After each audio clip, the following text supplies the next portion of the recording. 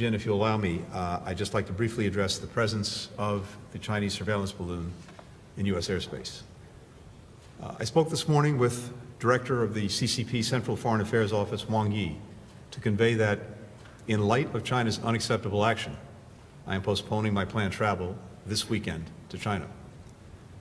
As you know, President Biden and President Xi agreed during their meetings in Bali in November that I would travel to Beijing to follow up on their discussions. We've been working across the U.S. government to prepare for a substantive set of discussions on issues that matter to the American people and to people around the world. And we've been engaging for some time with our counterparts in Beijing to prepare for these meetings.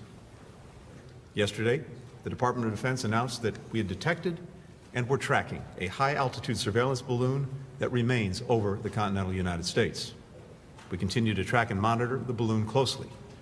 We're confident this is a Chinese surveillance balloon.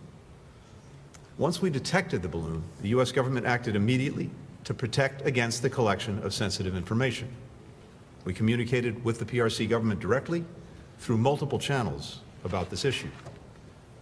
Members of my team consulted with our partners in other agencies and in Congress. We also engaged our close allies and partners to inform them of the presence of the surveillance balloon in our airspace. We concluded that conditions were not conducive for a constructive visit at this time. In my call today with Director Wang Yi, I made clear that the presence of this surveillance balloon in U.S. airspace is a clear violation of U.S. sovereignty and international law, that it's an irresponsible act, and that the PRC's decision to take this action on the eve of my planned visit is detrimental to the substantive discussions that we were prepared to have. I told Director Wang that the United States remains committed to diplomatic engagement with China and that I plan to visit Beijing when conditions allow. In the meantime, the United States will continue to maintain open lines of communication with China, including to address this ongoing incident.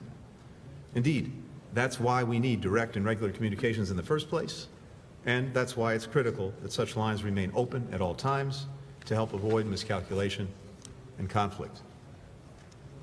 One final but important note. The world expects the United States and China to manage our relationship responsibly.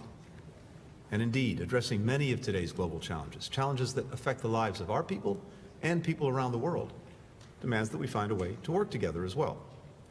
The United States will continue to act in a way that reflects that responsibility.